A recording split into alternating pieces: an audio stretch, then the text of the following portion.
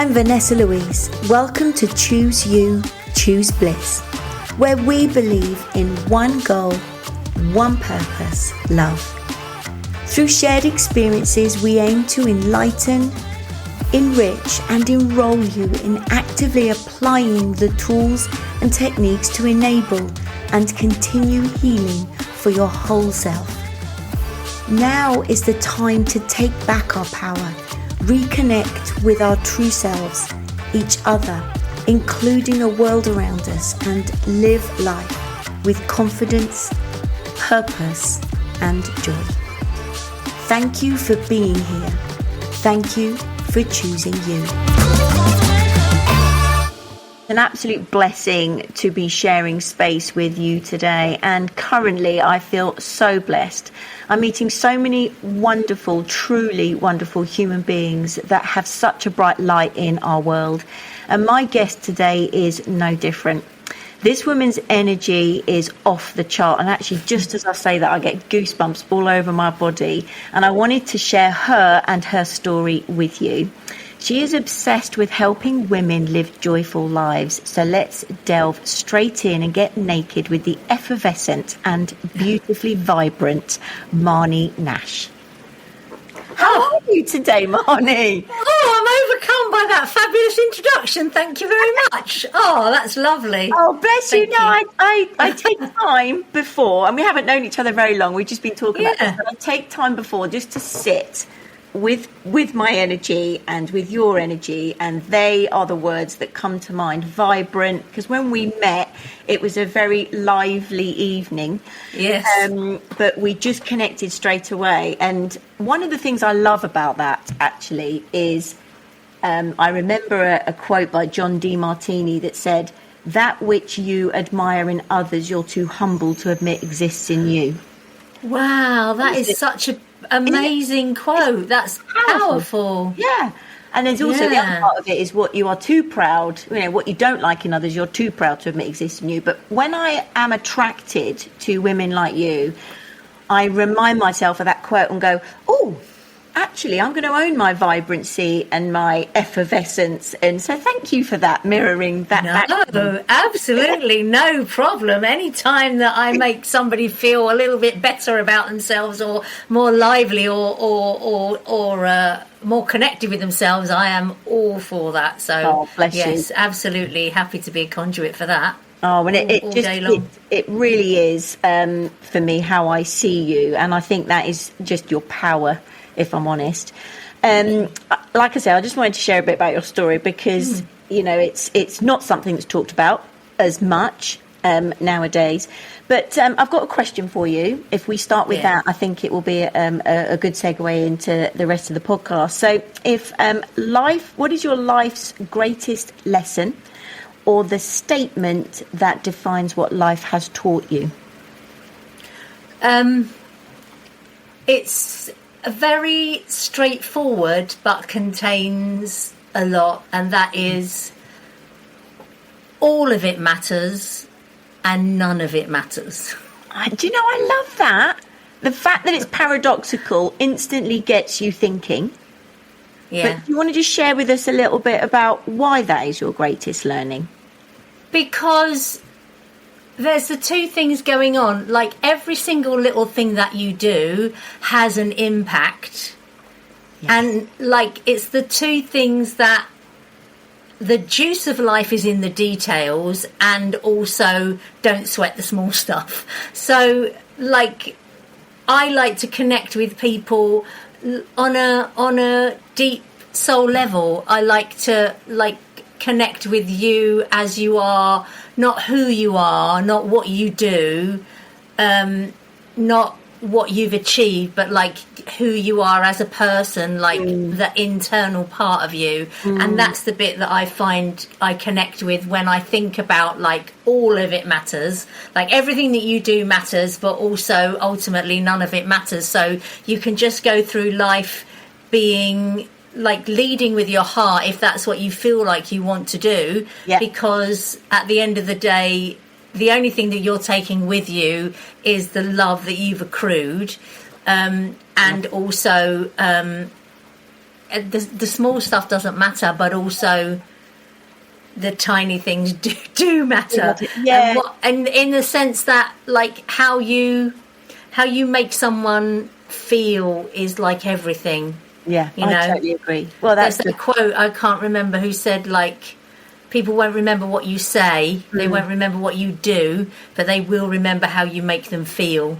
I think it was Maya Angelou, wasn't it? Or Maya Angelou, or someone, like, somebody much smarter than me. But absolutely beautiful thing to say. You're so right, because if we're about relationships, I often say, and I've said it a lot lately, who are we without our people? And as we get older, and I know I've said it, I know my girlfriends have said it, that, you know, they've got really clear on who they want in their life. And we are, and we hear this a lot, don't we? We are the result of the people that we surround ourselves with. Yes. But I think when life is so precious, what energy are we actually allowing into our lives? So it's interesting, as you were just speaking, the image I had when you were saying all of it matters and none of it matters, the bits that I think, as I understood what you were saying, the bits that none of it matters is the edges of life. If you imagine like a massive, great big circle around us, the edges don't matter, because the bit that matters is the heart in the centre. Yeah. So it's the heart then in the centre of everything we do, the heart and soul, affects and influences everything as it ripples out to the edges. Yes. But our focus, I think, sometimes as human beings is worrying too much about on the none bits, the edgy bits, the bits on the edge of our lives that don't matter. We're trying to fix that rather than begin from the inside. That's just kind of the image I had when you were talking about that, because it can be challenging, but I think you explained it beautifully. Thank you. Yeah, it's really that. It's really the small things, like how you, like a little tiny thing that you can do that you don't even think about, can make someone's day, that you don't even, you know what I mean? It can be something really tiny, and it has a massive effect. I think that's exactly it. Just by being your lovely, vibrant, and I know this is audio, but you have such a bright energy. It's why I said in my introduction, that bright light. Like, so in a room, your energy is like instant and elevated, and which is refreshing, right, in a seemingly dark world. And I just think that when you, just by being you, opening a door for somebody, like you say, smiling at somebody, and it's trusting. The word I had as you were speaking is trusting. Coming, like, you have to trust that just by being who you are will have a ripple effect, and we don't need to know what that is. That's the bit why, none of that bit matters. All that matters is you just... So coming up with that as your greatest learning, where was that born from? Like, kind of, give us a bit of backstory about who Marnie is so that we can get to know you a bit better. Well, it comes really all from, I don't know if you know... I was involved in the Hare Krishna movement for many years, and the central thing is like all things must pass. That's like a massive part of. It runs through Buddhism, it runs through Hinduism, all of those kind of mystic. It's just like nothing is still and nothing is permanent and nothing sticks, but the only thing that does stick is literally love, and how in the moment that you connect with another person, how that interaction goes. One of the most amazing spiritual masters that I ever came across in the movement is a beautiful soul called Radhanath Swami, and he said, you don't need knowledge, you need compassion, because you can die, you won't die from darkness, but you will die from lack of warmth. Nice. Yes. So it's so interesting. It's like, it's not about like what you're accumulating knowledge, like that will not give you a so-called enlightenment. No. Like, it's not light that you need, it's compassion, it's warmth and understanding. And that's like such a massive thing, because it's true, like you can exist in the world with no light, but you can't exist in the world with no warmth. No. And that's a beautiful... And again, if we look at the world on the whole right now, you'd probably agree that the three things that are missing as a whole, not or everywhere, but are in the minority, is that compassion, that light, and that love. Yeah. How different would our world be? We have as much knowledge as we need. Like, literally, I can just put my fingers on the keyboard now and I can find the so-called answer to any question in the universe that I want to ask. Within a couple of minutes, I can, like, sound like an expert on that subject. Yeah. But if it isn't connected to anything, like, human or tangible or connected to like the point of humanity, then it's really worthless. I totally agree with you. Amen. I mean, amen. The heart of it all, basically, isn't it? If it's not connected to that. Wow. So was that kind of when you were much younger? Because I know that you kind of you've overcome a lot of stuff and you had some... Yeah, so it really, like before... So in my 30s, my late 20s and 30s, I was quite heavily involved, and then I had a bit of a moment in my early 40s where like my life really just blew up. So I lost my mum very suddenly. Like, literally, she was here one minute and gone the next. Literally, got a phone call from my dad who said, I'm waiting for an ambulance. I think your mum's dead. Thanks, Dad. Yeah, that was literally what he rang me and said. I was like, oh, okay. Better go and do something about that. And then, like, my mum died super suddenly, and then and within 6 months I lost my mum, I lost my business, and that was through the financial crash that started in 2008, and the ripple effects of that meant that I lost my business, silver jewellery business, so I lost that. And then through all of those things happening, I had to sell my flat, so I lost my home, and I split up with my partner at the same time. So, like, literally everything blew up. The whole of my life became something that I didn't recognise. But one moment that did come out of it was realising that I didn't want the next 40 years of my life to be like the 40 that came before, because I felt like I just kind of like bumbled from one thing to another, even though like I've blown my life up a few times. Like, for example, I was engaged in my early 20s, and I was still living at home with my parents. I was 21, I was living at home with my parents, just got engaged to my boyfriend, and he was coming back from work, so he would stay overnight with us sometimes. And he was coming back from work one night, and I was standing at the grill making him dinner, and I was literally standing at the grill turning over a fish finger. Funny what we remember, isn't it? Yeah, I was turning over a fish finger, and I was like, I can't do this. I can't do it. I could just see my entire relationship playing out as a replication of my parents' relationship. And I have, like, I call it now the fish finger epiphany, and literally it was literally that, and I was like, I can't do this. So I split up with him, and I kind of ran away to sea, and I went and worked on a ship, and then went travelling and did other bits and pieces, and my life was never really the same after that. I kind of like started a different life, and then sometime after that I came out and spent most of my adult life, apart from the last 10 years or so, with women.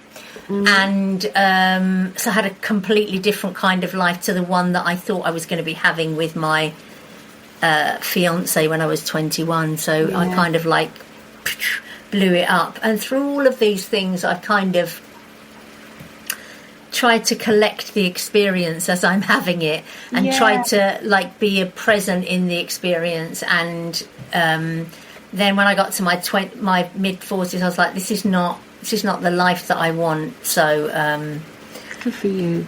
After all of those blazing of all, like burning down the house, and through no fault of my own, all of those things happened kind of not to me, but not of my own deliberation, but they happened to me, and I was like, this is not what I want. So I sold my flat before I lost it, and then went and did a master's in performance, and just did something entirely completely different. And then I've spent the next 15 years of my life mainly like performing, acting, creating work, working in the creative industries, and running workshops, ran a theatre company, all of those kinds of things. And that's really what I was doing before the last year and a half, really. Before that, that's what I was doing. That, you know, I can see you're definitely a front person. You're definitely like a natural leader. And the word I've just written down on my notes here is you've reinvented yourself many times over. Yeah, I really have. From the pain or the torment, the tumultuousness of your life. I mean, that's a colourful is another word I've got. It sounds like you've had a very colourful life, in the fact that, and I just love the fact, this isn't for me, I don't want this, I'm going to try something new. Okay, no, that's actually not for me, I'm going to try this. How many people don't do that and end up living miserably? Yeah, I mean, literally, I could have just, like, when I think back to the Marnie that didn't turn over the fish finger, like, what a different life that would have been. And I think how when I future forward that Marnie, I'm like, that would have been, I would have been so unhappy and so so small. Well, but what a fabulous foresight you had to, and those defining moments, I think you called it the fish finger epiphany. The reason we remember the detail is because it was a moment in time that changed everything, a bit like the sliding door moment. It literally was, it was literally that. It's like, but good for you for, no, this isn't for me, I'm going to try something else. Because so many people don't do that. I'm very much the same, because I look back and I think, oh, actually, you know, what have I really achieved? And which is just my ego talking, because actually I stick with it, right? Yeah. And I know it's not about achievement, but that's just kind of like how my ego plays tricks on me. Whereas actually, when I sit back and look at my life, it's had its very much its ups and downs, but I've overcome an awful lot. As my friend says, I've succeeded in overcoming 100% of my bad days, because just like anybody has, right? Yeah. But you've reinvented yourself time and time and time again. But that, like 15 odd years ago, I think you said, that time in your early 40s, where literally your world fell away or imploded on you. Yeah. What did you learn about yourself in that time? Because that would break a lot of people. I did learn that I am resilient and that I am strong, because before that, I don't know, like, I think people would have said that I'm strong, like from the outside they would have looked at me and gone, you know, you're strong, you've got it together, and you know, you look like, even though I struggled in lasting relationships and finding my significant person, that was something that I struggled with all my life until I met my now husband. I think the resilience, the kind of that all of it matters and none of it matters. You know what I mean? It's like, it doesn't matter if I blow it up and start again. Like, what's the worst that can happen? Yeah. Probably just happened. Yeah. Yeah. Yeah. So it's like literally that's exactly it. When I thought back to the bit where my mum died, I was like, well, your worst nightmare is your mum dying, and that's happened. So therefore, what's the worst that can happen? Well, it happened. Those 6 months, it happened. So now it's like all gravy. You know what I mean? Yeah. Whatever happens now. Yeah, it's all, totally. You know. And is it? I wonder if this is true for you, because it was for me. Because in those moments where my world imploded, it was very much you sit in it, because often, and God, I'm thinking of another quote. Al's granddad says to him, used to say to him when he was younger, experience, dear boy, is something you have after you need it. Yeah. Right? Isn't that wonderful?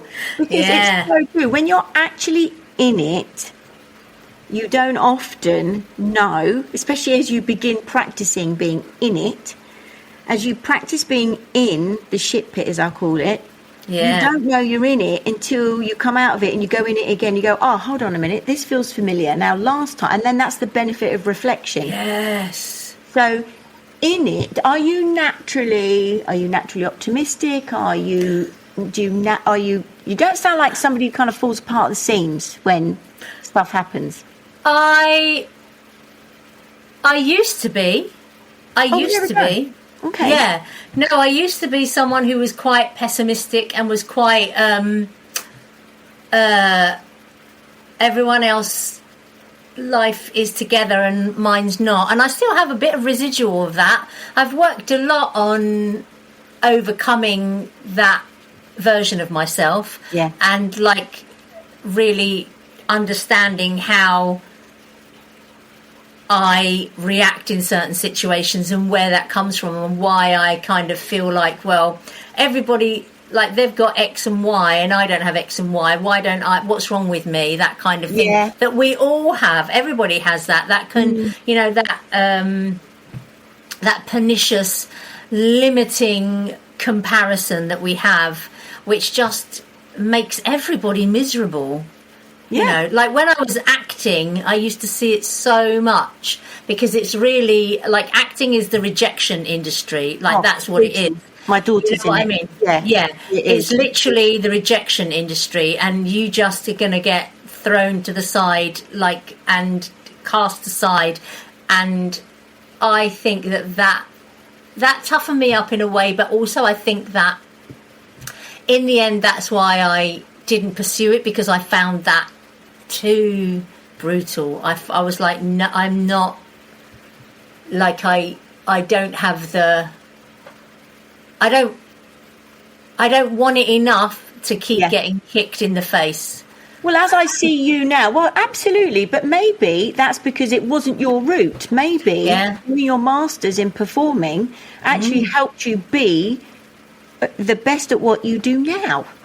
Yeah, I absolutely believe that. Thank you. I do absolutely believe that, because like all of our experiences are leading us up to like this moment. I mean, look at us. We're sitting here in this moment together, and everything that has happened to us and that we have achieved and created and developed and been is with us in the moment that we're talking now. So you can only be grateful for that. You can only be grateful for that. I love that. But grateful is an awareness as well, because that's one of my favourite things, grateful. So thank you for bringing that up. And the other one is acceptance. So when you're in the shit pit and it's all kind of falling apart like it was for you in your early 40s, I can't imagine. I can only imagine, but I can't imagine what that must have been like for you to have lost the very things that people have as a basis of survival. It's right? like relationships, work, somewhere you live, and your nearest and dearest. Like, right? You can write it.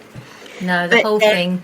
There is an element of acceptance, so that you can actually move on and go, right, I've got to shift my attitude to this is happening to me, it's happening for me. And then, but otherwise you stay stuck in that turmoil, and it just drags you under. Gosh. Yeah, I mean, I am I am blessed that I didn't go off the rails at that point, and that could have easily happened. I could have easily dug myself more into the shit than I already was. And I'm very grateful to mid to early 40s Marnie for having the fortitude to go, okay, but I've sold my flat, and okay, I don't have anywhere to live, but let's just say something will turn up, and let's go off and do this and see what happens. And allowing myself that time to be creative. And the masters that I did was not a simple, straightforward thing. It was all about creating work and making work and devising work and doing creative endeavours together, with something new coming out of it. And I think I have so many lessons that time has taught me to bring to bear in the work that I do now, which I have all of these tools and all of this experience, and I've always got a story, and I feel like I've got so many lessons to draw on to say, oh, okay, so this is like that, and this is another perspective, another way of looking at it. And have you thought of X, Y, Z, and that could lead to that, or coming up with creative ideas for dealing with different situations. But that is what I call the other end of the stick, right? That's attitude. That's a brilliant attitude because you chose to reflect on what you'd been through. You look back and you go, so that is that, but have you thought about this, and it could be this. Many people don't do that. We're not taught that. The attitude, reframing of things. We're encouraged what I call the poor me attitude, the victim, or poor me, and then we throw our toys out the pram and wait for somebody to come and rescue us. Whereas I think we all have an inbuilt ability, but you've demonstrated it beautifully. This inbuilt ability to go, okay, so that's happened, right? How about though and you have that internal conversation with yourself, and you champion, that's what I'm feeling, you champion yourself to just choose the next thing rather than carry around the baggage from whatever. I mean, don't get me wrong, I'm sure there's still healing you do all the time. Oh, yeah, absolutely. It's that attitude which is so refreshing. I don't think we have enough of in this world. But you talked about the comparison in the brutal industry of performing, and they say, don't they, that comparison is the thief of joy. And yet joy is now a massive part of your work. Tell us about what you do now. So it came from, I'm going to give you a bit of a trajectory from where it came from. So up until a couple of years ago, I was general manager of a theatre company. So that came about from performing. So the two sides of my life are the performing, the creation, but also like the organisational side that's come through, like in running businesses and running. I started doing producing and directing and that kind of thing, which has got the more organisational stuff, the two things together. And so I started producing for the theatre company that I was working with and making work with. And then that I fell into being the general manager, and I was there for 4 years, or maybe just a little bit more. And I got I was going through menopause at the time, and we had the pandemic, and I never really recovered from that. I lost my dad on the 23rd of March 2020. So he was one of the first people in the UK to die from COVID. He was number 275 or something like that. So it was really early on. And through that, I was still running, project managing a massive project for the theatre company with lots of different partners. And through the pandemic, I was pushing through that and working hard at making that happen whilst being in that weird space that we were all in. And then after I came out of that, and I went through menopause at the same time, after I came out of that, I was like, I can't do this anymore. I just can't do it. And I got to the point where I was like, this is just not, it's not serving me. I'm not serving the company. I just I don't know what I'm going to do, but I just have to walk away from this. And that was what I did. So I left, and I was thinking, okay, what's next? As Marnie does. It's like, okay, we've blown that up. Now what? So I was like, well, I'll become a VA, because like I have all of these skills, and I can just like work online and do all of the admin type things that I find really easy. And I started doing that, and pretty soon I was not getting any joy from that. It was easy for me to do. I was making a bit of money, but there was no, like, I wasn't feeling the joy. And like, you have to have that value, joy and profit triangle in alignment in order for your life to be in balance, especially in your work life. So a friend of mine had said, oh, we don't need anybody, like any admin stuff, but maybe you can help us to organise some date nights, because we're looking at, like, we never get round to doing it, and then it comes up in the diary and we end up doing nothing, or just going round the corner and blah blah blah. And I was like, oh, that's amazing, that's really amazing. I can, like, those are the two things I love, is love. And as I said, like, I came to my soul relationship very late in life. I've been with my husband 10 years, so that it took a long time for us to find each other.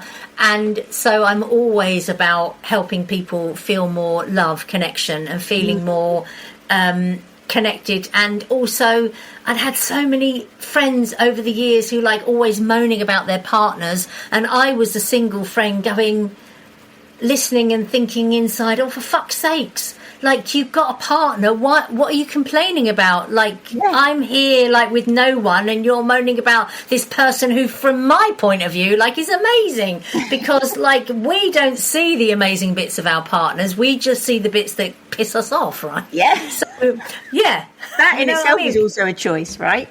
Absolutely, but we don't always recognise that's a choice. Yeah. So I started running date night sessions mainly for women, but it wasn't really about finding the date per se and booking a restaurant and going, this is a nice new restaurant, or that kind of thing. It was more, okay, so how are you connecting with your partner? What things do you do together? Where do you spend time together? Where do you not spend time together? And having a little, I suppose you would call it a coaching session. I don't know what else you would call it, as a kind of like trying to tease out of them, like reconnecting them with how they felt when they first met their partner, like doing a little like meditation, a little like going within and connecting them with those feelings, and then going, okay, so now that's how you felt when you first got together. So now that 20 years has passed, 30 years has passed, and you're this person, this like 2025 version of you, and your partner's a 2025 version of you, and how do those two versions relate to each other? So you sort of the third person that helps them see what to focus on now, because they're probably focusing on the past and who that person used to be. So really, it wasn't about the dates. It was about regularly checking in with you two and how you are now, without any other family members present, in a space that you're not familiar with, so you don't just slip into an old pattern. If you go to the same restaurant round the high street, where as soon as you walk in you know what you're going to order, you just slip into the same conversations you always have. But when you're doing something different, and that neither of you have done before, you both fancy doing, or you want the other person to do, like, when you have that difference, it brings something new, and it kind of sparks something from how you were. Something to talk about. And, exactly, and relate in a different way. So that was what that kind of sparked. And from that, and I still do a little bit of that, and that's like, I love doing that for people because I can see the benefits immediately of how they feel about, like, they feel at the end of the hour with me, they feel entirely different about their partner, even though that person wasn't even on the Zoom call. Do you know what I mean? Love that. So how healthy is that? Yeah, it's beautiful. It's really beautiful, and I love doing that and finding ways that they can connect. And I've got clients who are still doing the things that we talked about. So, like, a year later, they're still having their regular dates that we came up with in a suggestion, which is beautiful. So from that, I realised, okay, so what's really happening here is women are not connected to how they are now, and they're not, like, it's like a disconnect between how, like, because we do a lot of growing and developing and changing, particularly when our bodies change as we come to different aspects and different phases in our life. It could be the perimenopause, it could be just transitioning from one version of yourself to another. You kind of don't always bring all of you with you, and there becomes a disconnect between who you are inside and how you present to the world outside. There's kind of like a gap. So what I'm about is closing the gap.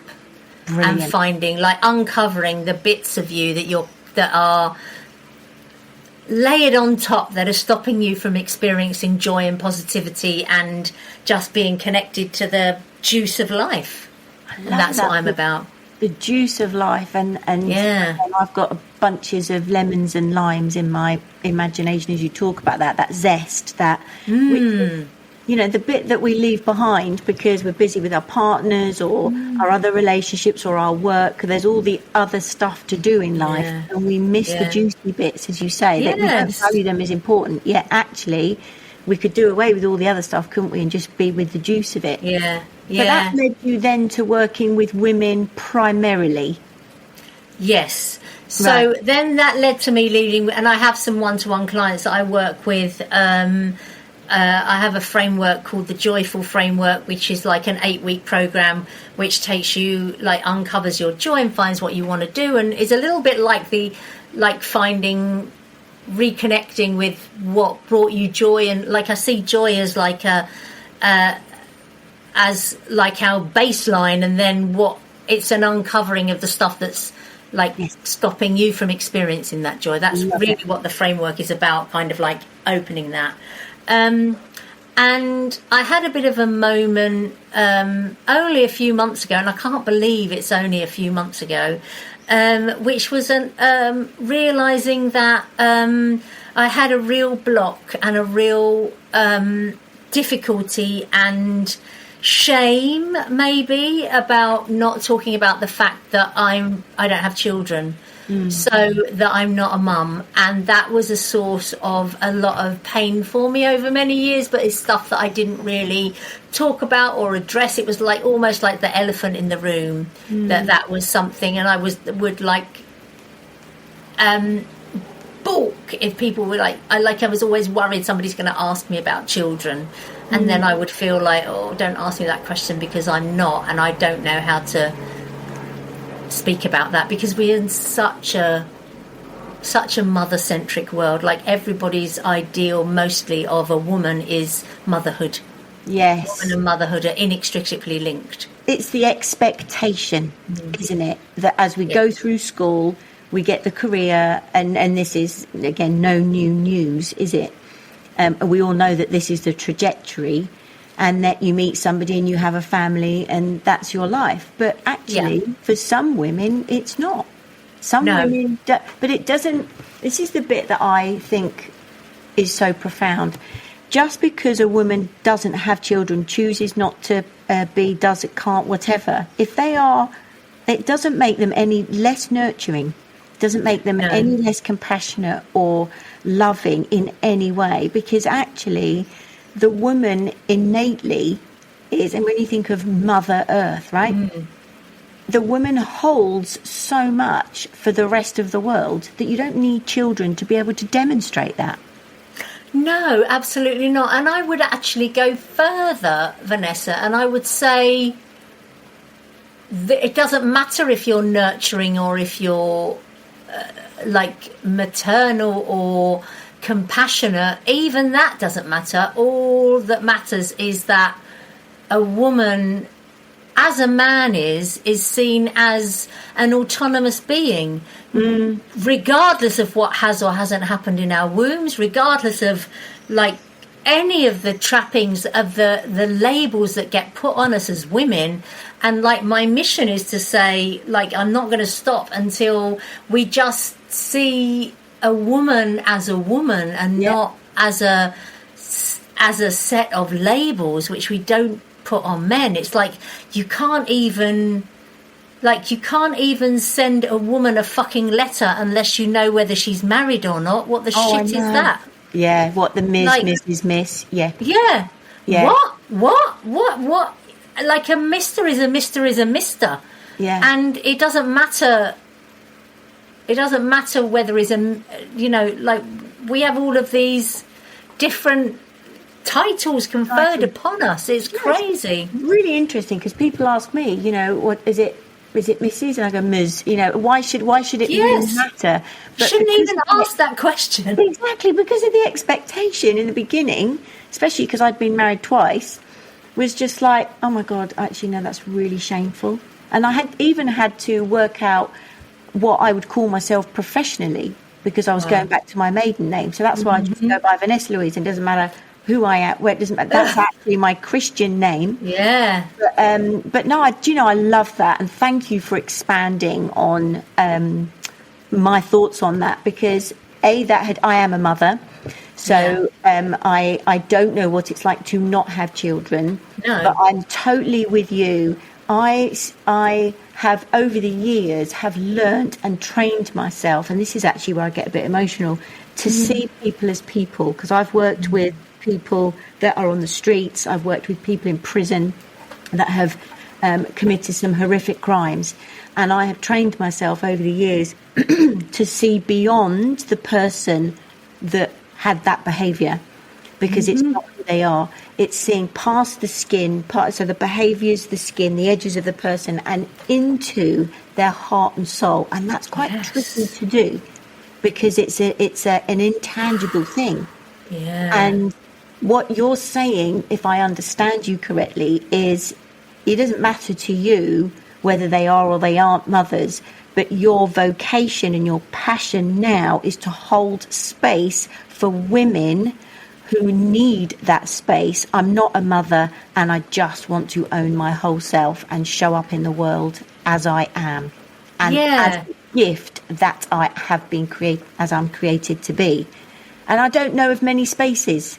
We've got lots of spaces for women. Absolutely, come together. There's lots of spaces for men. Wonderful, right? Because men are unable to fully understand the woman, and vice versa. But then within the women category, you've got, and you say it so beautifully, not childless, not child-free, just me. Yes. Again, got goosebumps as I say that. It's having those conversations, having the courage to have those conversations, put it out there. And as a result of doing that, you've got people coming to you going, me. And you're running courses. Yeah. That 8-week to joy, your framework, your joy framework. Yeah. Amazing. Yeah, and I just want to do more of it. And I just want to just open up the conversation and just have open and frank conversations about like the constraints that we as women are put, like it's so difficult as a woman to tread an autonomous life, to plough that, like there's always something bumping up against you. You've got to be this, you've got to be that, you've got to be nurturing, and if you're not nurturing, you're not a woman. You've got to have a child, or if you don't have a child, then can you really call yourself a woman? And then if you are a mother, then if you are staying at home and looking after your child, it's like, well, why aren't you going out to work and providing and showing your child how to live in the world? And if you're staying home and if you're going out to work, it's like, well, why aren't you looking after your child? It's like, there's no way as women that we can win. It's if winning is the game, if winning is, because I agree with you, if winning is the purpose of the game rather than just being in the game of life. I totally agree with you, and I think it's the why is it that we have to free ourselves from the labels that we and society gives us through expectation, when actually there's no frigging labels in the first place anyway. No, because when you get it down to the soul level, like you were just saying, you see that, like, your soul sees that person's soul. Like, and that's all that matters. It's just that fire, that spiritual spark, that whatever you want to call it is burning in you and it's burning in me. And that's the bit that we want to connect. And all of the other stuff around it is just, it's just dressing. It's just very much. Yeah. It's the costume, to use, I suppose, to use your analogy, isn't it? In the performance, costume that portrays the character that I have been paid to play in this film or this show or whatever. Whereas actually taking it off, which it sounds like you've done and that I've done, we practice taking more and more layers off each time, which is why I love the philosophy of naked. It's just like, can I be courageous enough to show up naked in a world, metaphorically naked in a world that is expecting me to be fully dressed?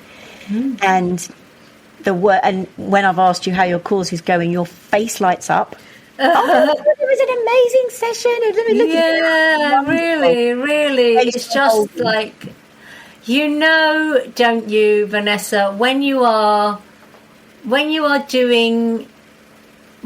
your life's purpose, when you are doing work that feeds your soul and connects, like we've been talking about this whole time, that connects with another human being's soul, there's nothing like it. Like, I'm buzzing at the end of it, literally. I'm like, we've talked about some really difficult stuff. We've talked about some really, like, tender things, because, like you say, like, this doesn't like, talking about not being a mum in a world where motherhood is like the expectation of womanhood, can be really, like, raw and really difficult, because we're not experienced in these conversations, and a lot of the times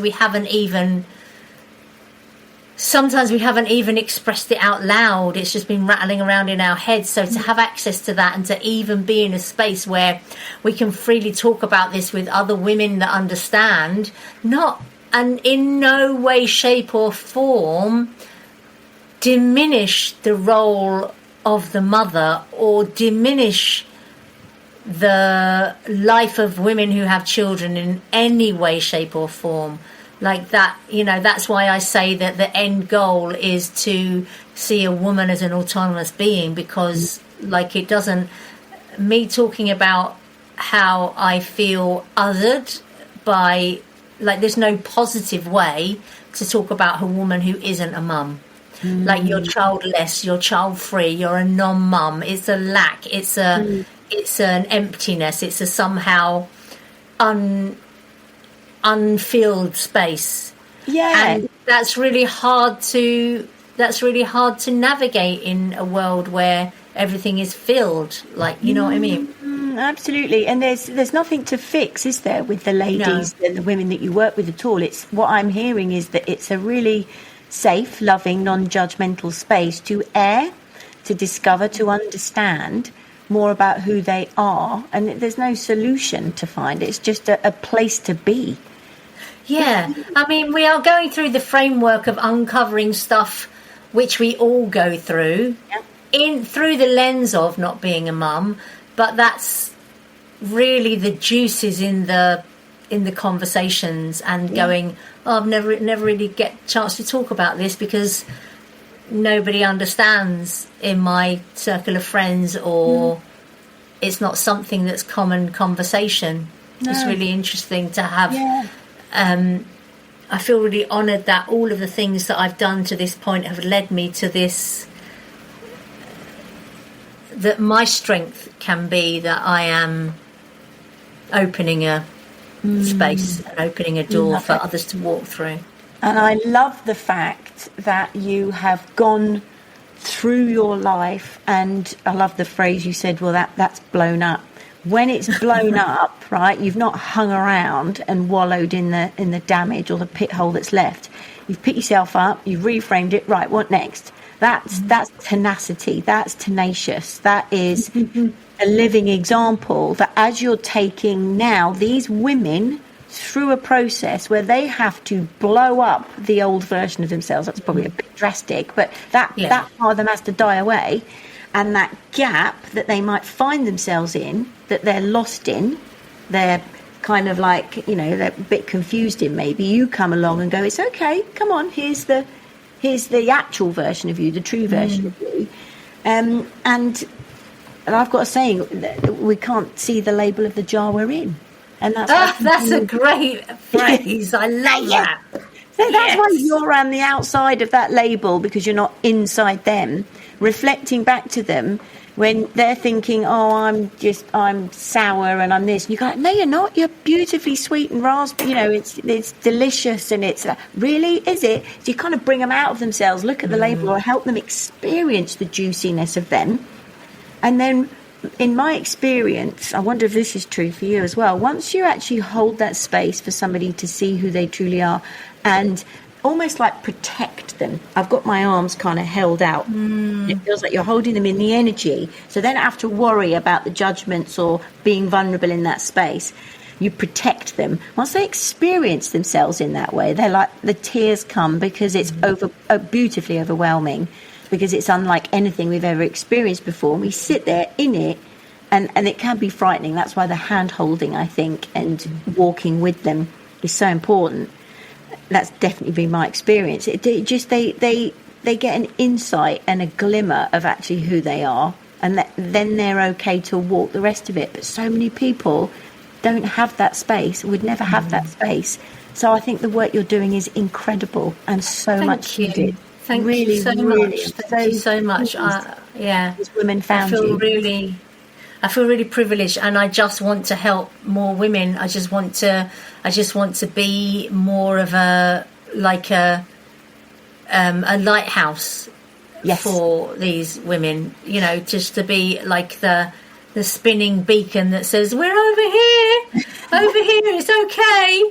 You don't have to feel like you're the only woman who hasn't had children. I mean, what? 1 in 4 women now will not have children. Like, that's a quarter of women, and yet every woman who isn't a mum mostly feels alone in that decision, because everything you look around at, everything you see, every time you turn on the television and see a commercial for something, every time you see something online and there's an advert or there's people talking about their families and their children, and it's just everywhere. And the non-mum space, when you're not talking about that, is kind of invisible. And you can feel so alone with it. So I'm here to say, come and find me and let's talk about that. Brilliant. Oh, my God. Where can people find out more about you then, Marnie? So you can find me if you go to marn.cc/chat. You can have a chat with me. You can book a call with me, or you can go to. You can find me at Marnogram on Instagram if you want to find me on Instagram. Oh, okay. Or LinkedIn Marnie Nash. Any of those Brilliant. ways you can can find me. I'll put all of those in the show notes anyway, so people can go back and have a look. Any final thoughts before we close up?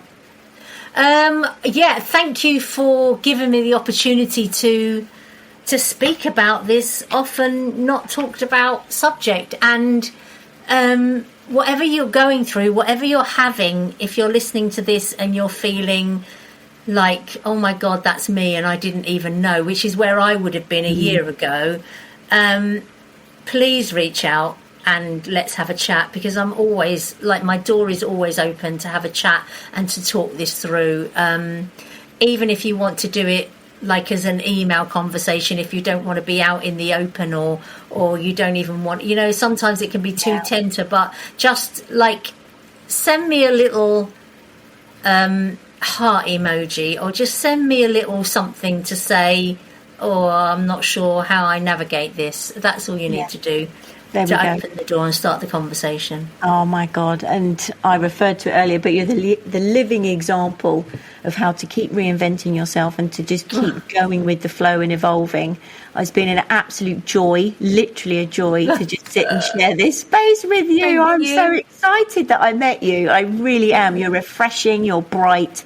You definitely are that lighthouse and that beacon. So all I'll say as we close up, oh my gosh, as I've got goosebumps again all over me, is please keep shining. Please keep shining. Because in a seemingly dark world, there are people that need you, your guidance and your compassion and your grace. And may they find you. Keep going. God bless you, my lovely. Thank you so much for sharing. Thank you so much for having me. God bless. The invitation is to take a few moments to reflect on what's resonated with you here today. Let us know what you find. Share this episode with those you love to practice your vulnerability and enable deeper connection with self, others, and the world around you. May you feel blessed and loved as you live your days with purpose and presence. Thank you for being here, and thank you for choosing you. I love you.